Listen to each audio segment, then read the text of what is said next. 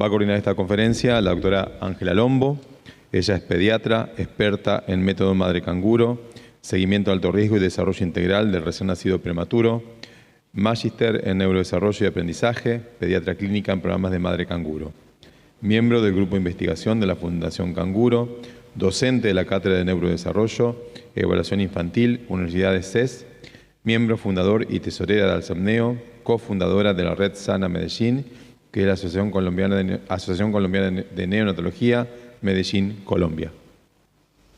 Bueno, muy buenas tardes. Gracias a todos los que nos están acompañando aún.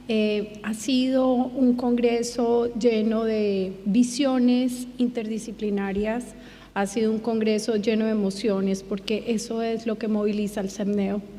La ciencia, en estos días escuchaba a alguno de los miembros de Alcemneo que nos decía que el seguimiento se construye con evidencia científica, con empatía y con redes. Y eso es lo que estamos construyendo aquí.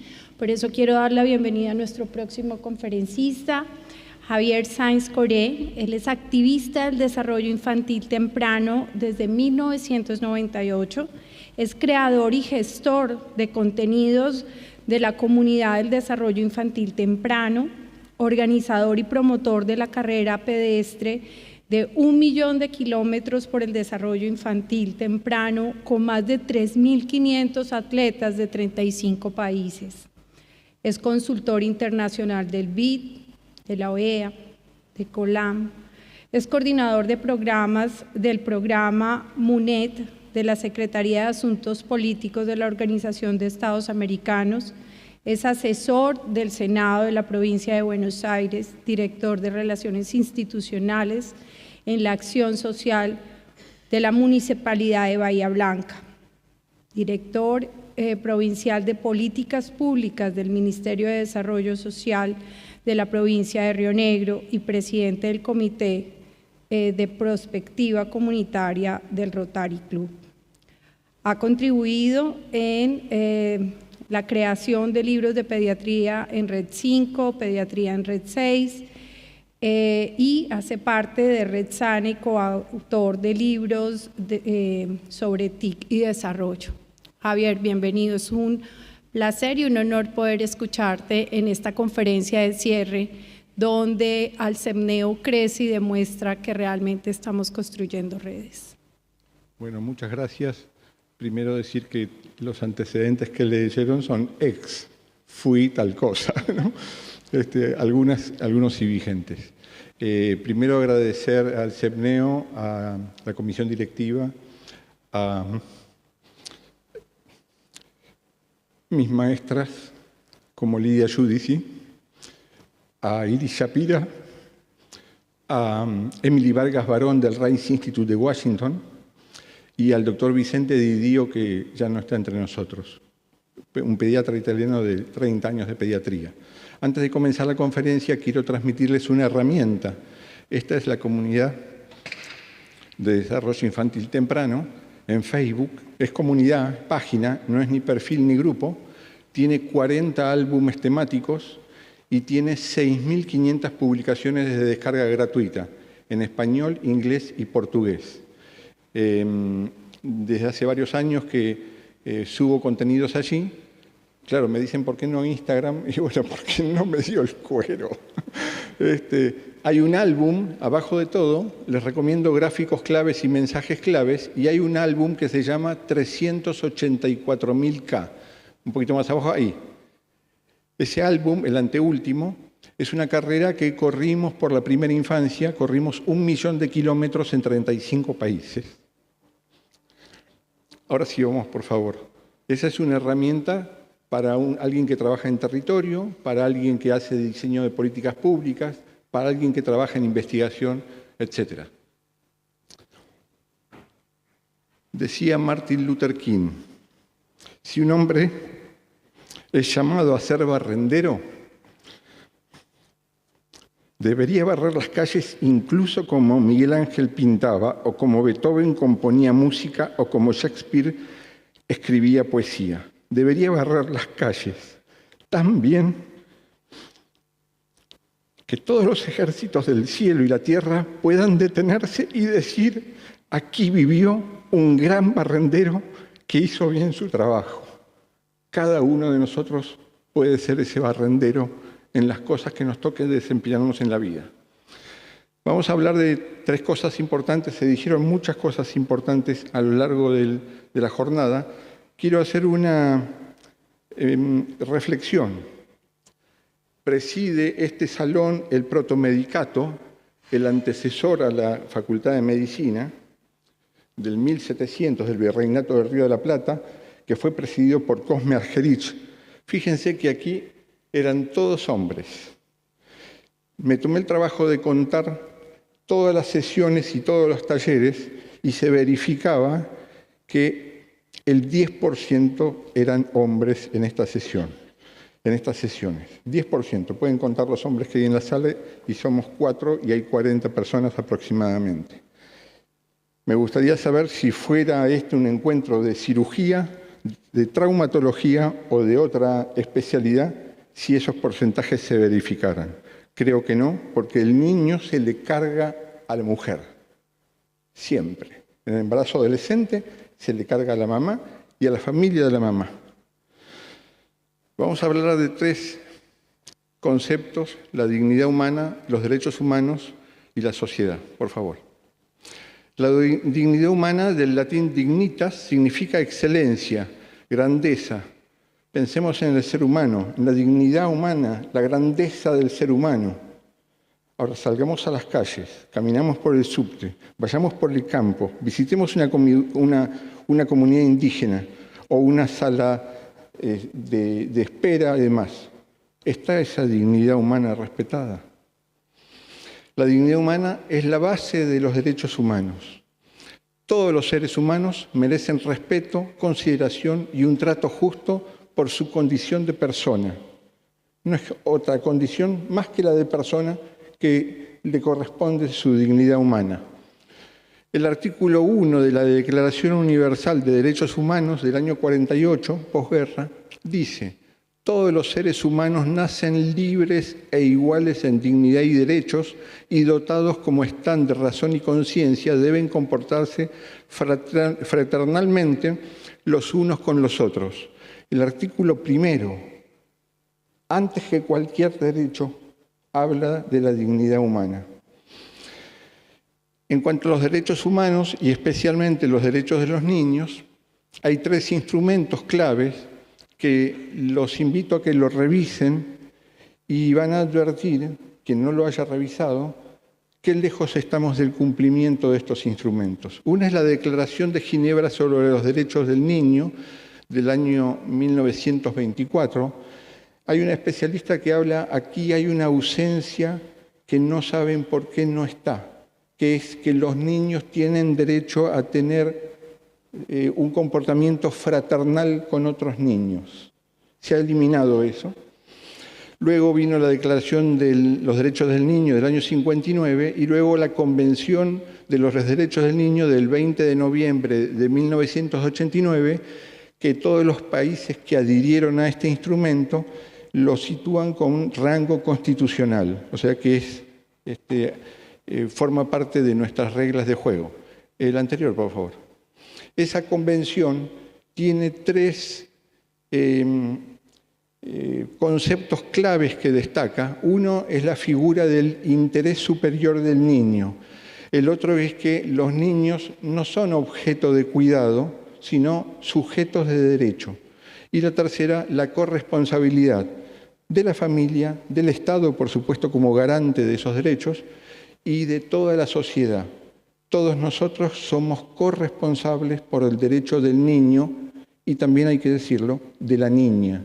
Y esto no es una cuestión ideológica, sino que sistemáticamente en nuestras sociedades se discrimina a la niña. La siguiente, por favor. Esta convención es el primer tratado vinculante de nivel nacional e internacional que reúne en un único texto sus derechos civiles, políticos, sociales, económicos y culturales. Lo grandioso del interés superior del niño que señala la Convención es que es un derecho sustantivo. Es un principio jurídico interpretativo fundamental, o sea que a la hora de una puja de derechos es el interés superior del niño el que tiene que prevalecer. Y es una norma de procedimiento. Esto es una observación general del Comité de los Derechos del Niño. Les recomiendo buscar las observaciones generales porque el Comité Internacional de los Derechos del Niño, a partir de la Convención, va haciendo el análisis de temas, de distintos temas. Ha hecho sobre ámbito digital, sobre participación infantil, etc. Se llaman observaciones generales. La siguiente, por favor. Esta convención tiene 3 principios, que los derechos son universales, son indivisibles e interdependientes. Entonces, cuando nosotros decimos el alumno, el paciente, el menor, estamos fragmentando ese espíritu de la convención. Por eso es tan importante que haya un diálogo interdisciplinario, transdisciplinario, como comentaban aquí, y con un lenguaje de proximidad, tratando de evitar las jergas de especialización que lo que hacen es dividirlas, porque no logran los entendimientos entre las distintas profesiones. Un enfoque holístico, privilegiando el entendimiento y la concertación, una crianza relacional, vínculocentrista, dialógica y respetuosa. Por favor, la siguiente. A partir de las necesidades de ese niño, del hogar, de la comunidad, en esto hay que ser muy claro, cuando digo niño, es niño o niña indistintivamente, por favor. En esa definición de hogar ha habido variaciones de la familia, del formato de la familia, que es necesario que se tenga en cuenta, que se analice, porque esto implica definiciones y actuaciones distintas. Es necesario que esas necesidades se alineen con los esfuerzos locales. Les recomiendo que vayan a los consejos deliberantes de sus ciudades a levantar la voz, que no se callen los expertos, que vayan a hablar a sus consejos deliberantes, a los consejos regionales, a la Cámara de Diputados. Yo estuve en consejo con la banca ciudadana y en 2 municipios y en el Consejo Nacional promoviendo una red de legisladores y exlegisladores por la primera infancia. En todo lugar que haya posibilidad de incidencia, ustedes que son especialistas de distintas áreas del conocimiento, lleven su voz. No puede haber silencios. También que se alineen esfuerzos con las agendas concertadas por las naciones, la Agenda 2030, la Cumbre del Futuro, el Defensor de las Generaciones Futuras. Fíjense que el Defensor de las Generaciones Futuras fue planteado en los años 70 por Jacques Cousteau, hace ya 50 años. ¿Cómo es posible que todavía no tengamos defensores de las generaciones futuras? Los invito a ir a los plenos de los consejos deliberantes. Yo fui de mi ciudad a presentar un proyecto de defensor de las generaciones futuras. ¿Por qué? Porque ya estamos haciendo cosas que sabemos que van a impactar en el bienestar de las generaciones futuras. Fomentar el entusiasmo como estrategia de contagio e involucramiento de la academia, de quienes formulan políticas referentes, de padres, madres y cuidadores. Esto fue un aprendizaje de una experiencia en Jamaica de una médica inglesa que estuvo durante 50 años trabajando en un proyecto de primera infancia, y lo que se dieron cuenta que el entusiasmo era el motor de la iniciativa, ¿no? El entusiasmo desde los académicos que elaboran el conocimiento, que encuentran las evidencias, hasta el formulador de las políticas, hasta el ejecutor de las políticas, hasta ese referente que está en el barrio o en la sala o en el consultorio y que habla con ese papá y esa mamá o ese abuelo o abuela, y transmitiendo ese entusiasmo va a llegar ese entusiasmo al niño o a la niña. Por favor. Yendo a la sociedad, ya está claro que la dignidad humana y los derechos humanos son el pilar de la sociedad. Antes que la inteligencia artificial, antes que la tecnología, que los procedimientos, que las normas, está el ser humano. Primero el ser humano, luego el resto de cosas. Da la sensación que aquí estamos pensando en nuestra sociedad actual, primero el poder, el dinero, etc. Es inadmisible que haya guerras en el siglo XXI. No hemos evolucionado en tecnología y no en la ética y en la dignidad humana. Disminuir la brecha entre evidencias, marcos legales y prácticas. Muchas veces tenemos evidencias que son impecables, tenemos marcos legales que son impecables, pero a la hora de ejecutarlo hay una brecha porque quien está en la ejecución de ese marco legal y de esa evidencia, por alguna razón no está convencido de lo que debería hacer. En esto, lo que yo me di cuenta en el año 98 es que la información clave no llega a los papás, mamás y cuidadores. Aplaudo la iniciativa de Alcemneo con este libro que se presentó ayer, porque es una forma de llegar a la comunidad.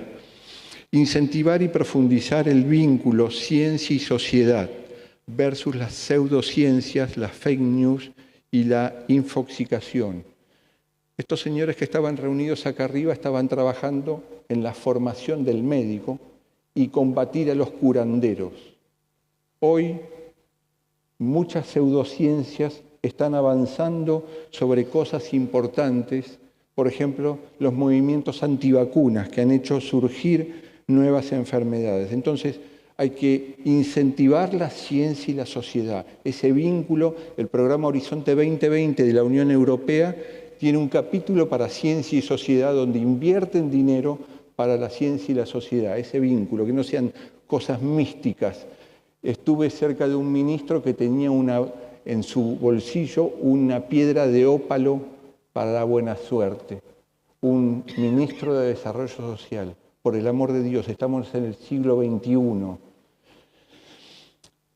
También es cierto que nos cuesta aprender. Tenemos un rezago en el aprendizaje. El lavado de manos, su efectividad se demostró en el 1800. En los años 1800 se demostró la efectividad del lavado de manos como medida de profilaxis. Curando contenidos para esta página de desarrollo infantil encuentro una evidencia que dice el 66% de las enfermedades diarreicas y respiratorias se pueden prevenir con el lavado de manos. Enseñemos a lavar las manos. Luego llega la pandemia y todos rápidamente tenemos que aprender la importancia del lavado de manos. O sea, en el 2020 toda la sociedad generalizó un conocimiento que se desarrolló en el 1800. Hace poquitos días, la Organización Mundial de la Salud sacó un concepto, una sola salud, humana, ambiental y animal. Un concepto que se desarrolló en el 1800.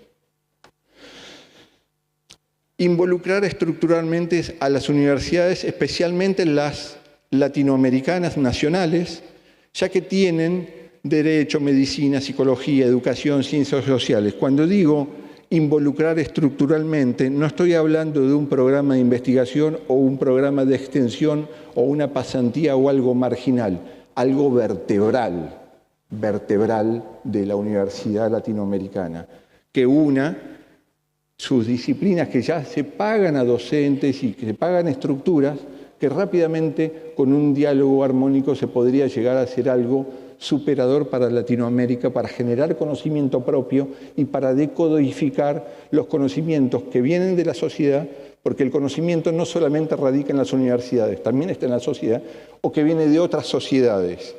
Ese puente de otras sociedades los están haciendo los think tank y se están llenando de dinero. Entonces lo que hay que hacer es involucrar a las universidades que tienen interés público, que están preocupados por el bienestar del pueblo, de nuestros pueblos. Aumentar la velocidad de construcción de la sociedad y disminuir la velocidad de destrucción. Si uno se pone a analizar, la velocidad de destrucción de la sociedad está yendo más rápido que la velocidad de construcción. Entonces tenemos que pisar Tenemos que pisar el acelerador en la velocidad de construcción. Estos eventos son para acelerar eso. Y disminuir la velocidad de destrucción a través de la educación y de la prevención. Se hace muy poca prevención en la sociedad.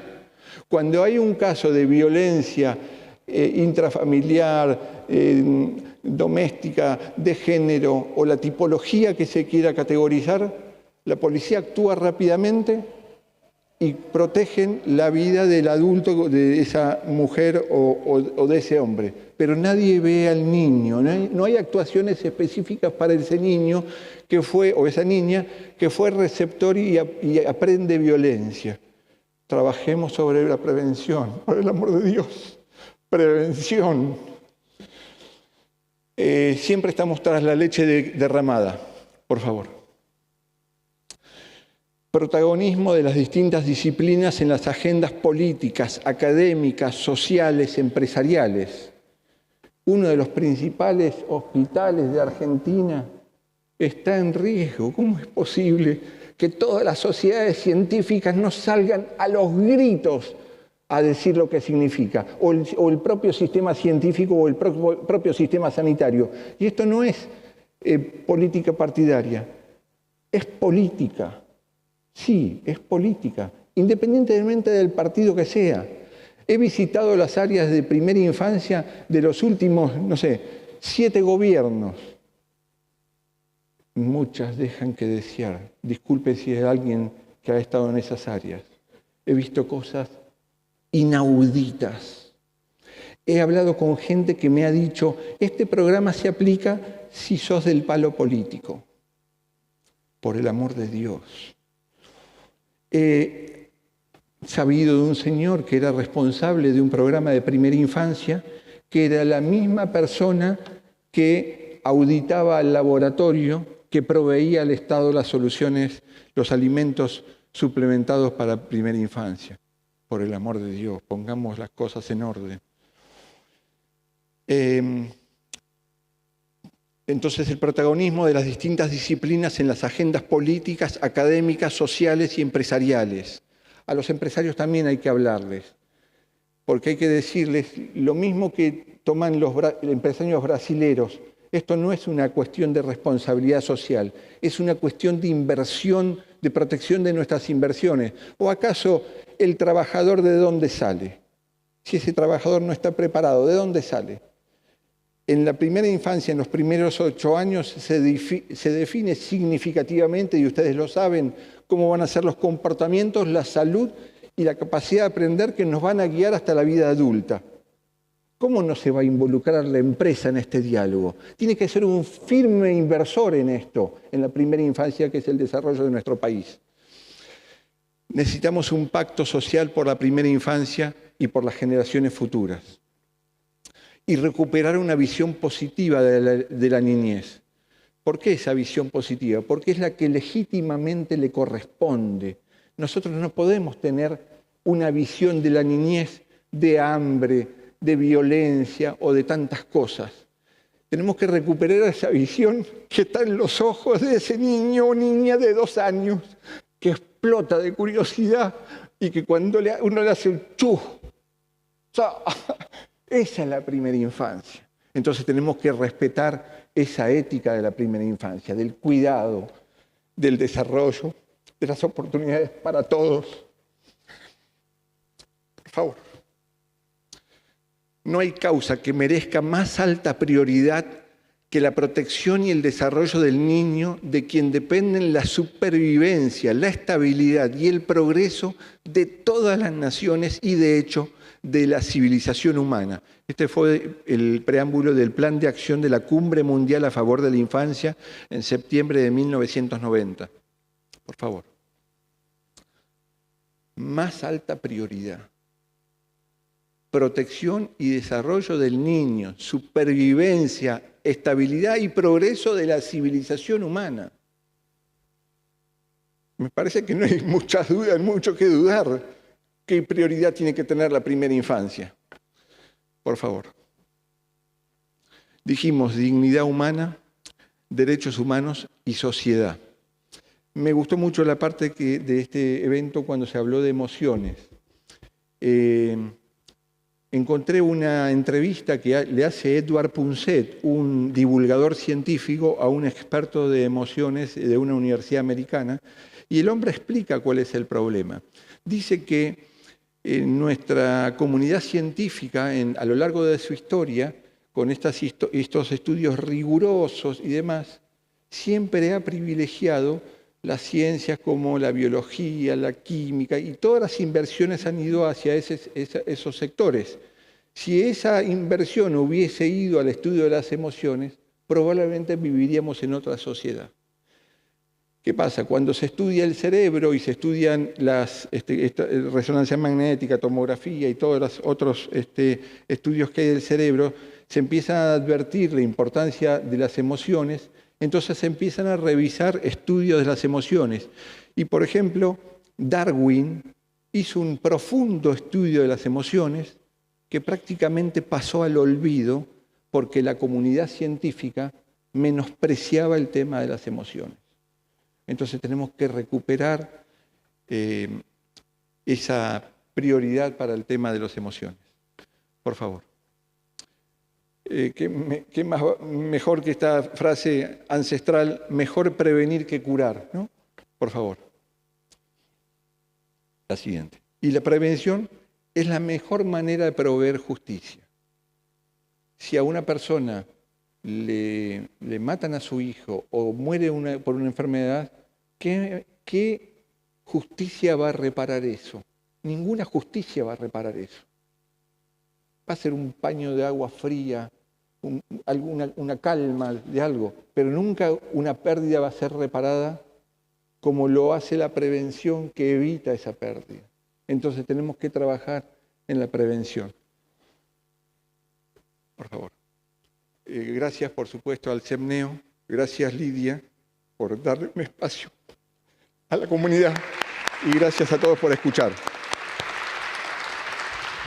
Bueno, muchísimas gracias.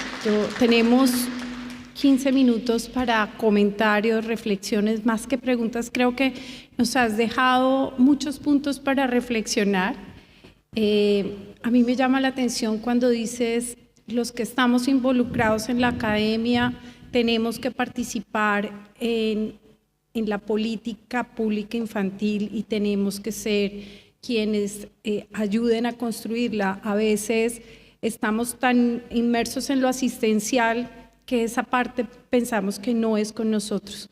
Yo quiero hacer mención a 3 personas que han sido ejemplos de cómo salen de lo asistencial y se convierten en líderes de generación de política pública en cada uno de sus países. Primero, la doctora Nathalie Charpak, en Colombia, con todo lo que ha sido la generación de un proyecto a escala país. La doctora Lidia, que ha sido una inspiración aquí, y la doctora Mónica Morgues. Hace, no voy a decir cuántos, muchos años, cuando empiezo yo a recorrer este camino del seguimiento, me dijo, Ángela, tienes que aprender de política pública, tienes que saber cómo se generan políticas públicas. Yo le decía, no, doctora, eso no es conmigo, eso está muy arriba. Pero ella ya había recorrido un camino y sabía que para adelantar todo este proceso del seguimiento teníamos que conocer. Y este comentario lo digo porque muchos de los que estamos aquí los vemos a ustedes como referentes. Y al CEMNEO es eso, es un encuentro de saberes, de compartir experiencias que puede hacer que nuestra región avance mucho más. Me tomo ese mensaje que dejas de que tenemos que ser más activos. Sí, una cosa que me gustaría decir que no dije, porque cuando vi ese enorme cuadro y el rector en la época de la Revolución de Mayo fue Cosme Argerich, pensaba en esta sala las personas que habrán pasado, ¿no? que están acá sus espíritus. Esa gente ha hecho carreteras y ustedes han hecho carreteras. Entonces lo que nos toca a los que venimos con la función social que tengamos, barrenderos, quien sea, tenemos que andar esas carreteras, pero también mejorarlas. Esto no fue un señor italiano de 90 años a 2 cuadras de la Plaza Rivadavia. Yo siempre me gusta hablar con la gente grande porque tiene una... Si quieren saber sobre prospectiva, hablen con los adultos mayores. Y le pregunto al señor, ¿cómo ve la situación? Me dice, mira, yo vine de Italia cuando tenía 5 años, mira la Plaza Rivadavia ahí, es el centro de la ciudad de Bahía Blanca, mira la plaza y dice, mira, cuando yo vine tenía 4 o 5 años, veníamos hambrientos, y trabajamos y estudiamos, y ese edificio no estaba, y ese edificio no estaba, ese edificio no estaba, ese edificio no estaba, ese edificio no estaba, ese no estaba, este no estaba, este no estaba, este no estaba y este no estaba. Si supieran los jóvenes lo que costó hacer esto, tendrían otro respeto por el presente. Por eso estoy profundamente emocionado que esto se haga en este lugar donde han pasado tantos espíritus que construyeron. Eso. Gracias. Muchas gracias, doctora. No soy doctor. Bueno, muy emocionante escuchar todo lo que nos entrega Javier. Creo que este espacio de intercambio es espectacular. Todos aprendemos entre todos, dijo mi amiga. Yo quiero reflexionar sobre la actitud de cada uno de nosotros en la cancha chica, porque pienso que sumaría en un salto que llevaría a un cambio de conciencia colectivo. Y estoy firmemente convencida de que cuando nosotros enfrentamos una situación cualquiera, un problema en un paciente, un problema ético de esa familia, lo que debiéramos tener como mínimo margen ético es que ese ser humano está al nivel de mi humanidad también.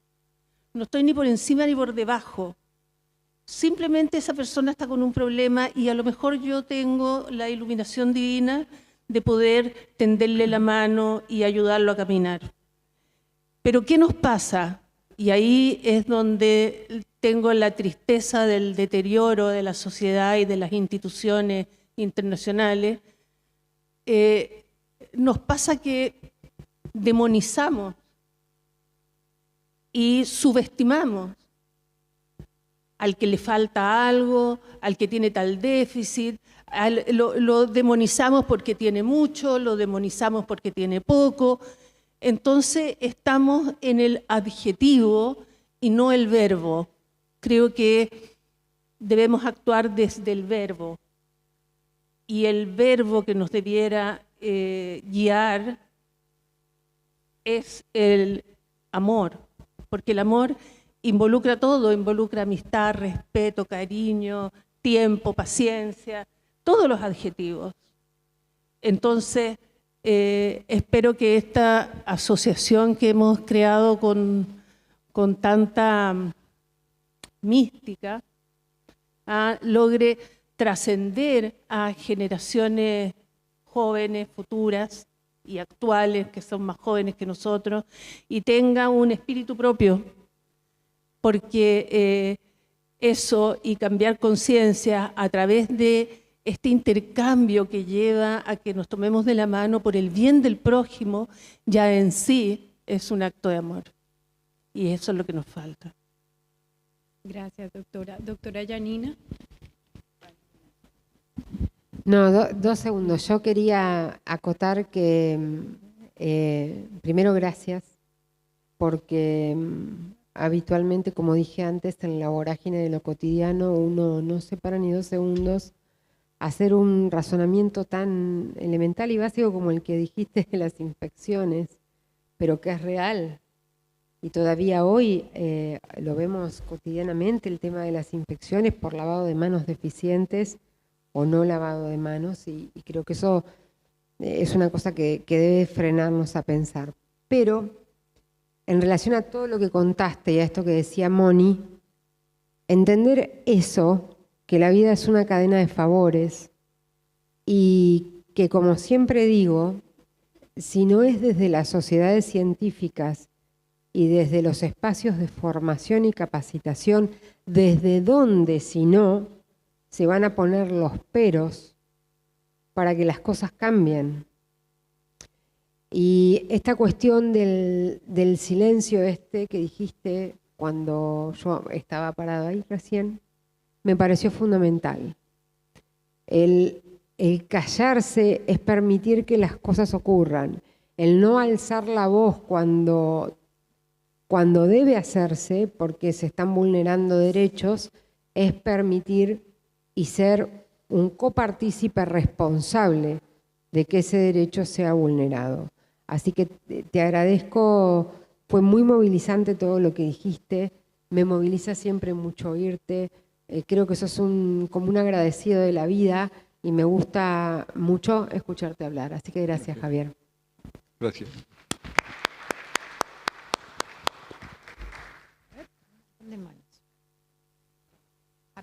Perdón. Bueno, pues realmente es un enfoque novedoso, pero yo me quedo con algo que me pareció un chip y un reflejo de lo que hacemos aquí.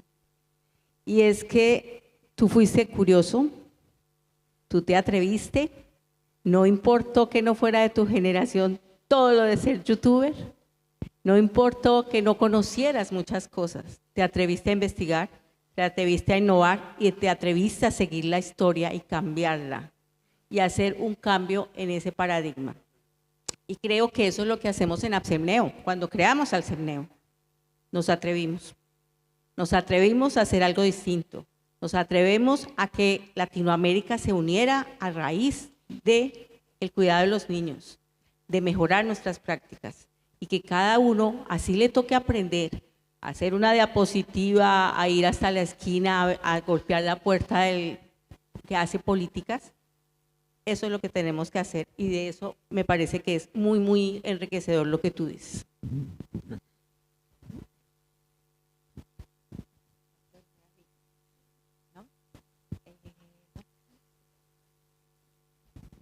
Muchas gracias por su presentación. Mi nombre es Jennifer, soy pediatra de Chile y de lo que presentó reflexioné en 3 puntos. Primero, estoy agradecida de que involucre el concepto de niña, me parece un lenguaje inclusivo y también hablo desde respeto a todos los que están presentes.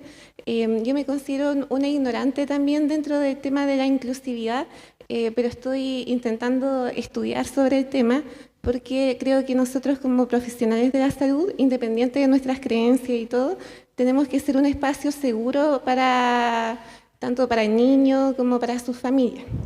Y en una de las consultas me llegó una mamá que venía vestida como varón y me presentaba a su bebé de 1 mes. Y en uno de los cursos que tomé, que estaba como promocionando la Universidad de Chile, nos invitaba como a preguntar con qué pronombre quieres que uno lo llame. Y le pregunté, y me dijo pronombres masculinos. Y empecé a hablar así con ella y noté que la barrera se rompió y pude hacer una atención súper como fluida, porque igual a nosotros, al menos a mí, igual me produce de repente incomodidad, porque soy una ignorante respecto al tema. Entonces le agradezco que haya usado como incluir a las niñas. Lo otro que reflexioné es sobre la prevención y que también se abordó en varias presentaciones, como el tema de la lactancia materna, y actualmente también otro que me moviliza a lo personal es los estilos de vida saludables, porque también desde ahí podemos prevenir muchas de las enfermedades crónicas que tenemos. Y el tercer punto que me hizo reflexionar es sobre el tema de que las universidades tienen que participar y también en este caso como en ICEBIMAP que se implementó en Chile, me sentí muy orgullosa de que la Universidad de Chile, que como que también me formé ahí, haya participado como en esta política pública. Y lo otro, que estoy muy agradecida de estar acá con ustedes, porque creo que como América Latina tenemos que estar más unidos y ser como, promover como el conocimiento. Y también estoy muy feliz por el lanzamiento que hicieron como en el libro, porque es un trabajo como en conjunto. Muchas gracias. Javier, nos piden doctora, en línea, nos piden que por favor hagas referencia nuevamente a tu página. Sí, acá también piden por favor tu espacio. Esto es una página en Facebook. Es página, no es ni grupo ni perfil personal. Página en Facebook, creo que sale abajo como comunidad. Se llama Desarrollo Infantil Temprano. Aquí hay 40 álbumes temáticos. ¿Podemos bajar un poquito subir? En realidad, la construcción de esto fue una evolución intelectual, porque, por ejemplo, empecé a leer a Tonucci, y Tonucci habla de la ciudad de los niños, y en el norte de Europa se desarrollan espacios públicos con centro en el niño, basado en estas pedagogías. Entonces hay un álbum que se llama Infraestructura. Ahí nomás, un momento. En la portada gris dice Emergencia y Desastres. Leyendo sobre emergencia y desastres, encontré que cuando hay un desastre, un terremoto, una inundación o algún otro desastre, los principales afectados son los niños, los adultos mayores y las personas con discapacidad. Y ahí hay material específico sobre desastres y primera infancia. Lo mismo ocurre con tecnología, música y arte, matemática y ciencia.